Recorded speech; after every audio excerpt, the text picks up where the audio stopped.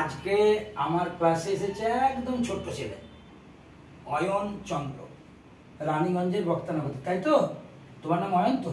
তাহলে আমি যেটা আজকে একটা ভজন গাইবো, তুমি ভজন গাইতে ভালো পছন্দ করো, তুমি তো কীর্তন শিখতে এসেছো, তো ভজন গাইতে তুমি পছন্দ করো। প্রথমে আমি একটা ভজন গাইবো, আমার সাথে সাথে তুমি গাইবে একদম খুব আনন্দ করে। হ্যাঁ, হাতে হাতে হাতে হাতে হাতে হাতে হাতে হাতে हाथे हाथे दाऊ ताली, राधा रानी हमारी प्यारी, राधे राधे राधे राधे जय राधे, राधे राधे राधे राधे जय राधे।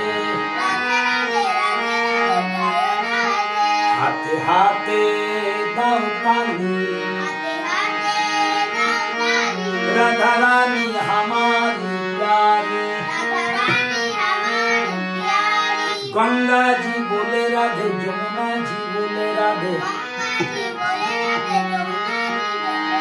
ब्रह्मा जी बोले राधे, विष्णु जी बोले राधे। हाथे हाथे दाऊ ताली,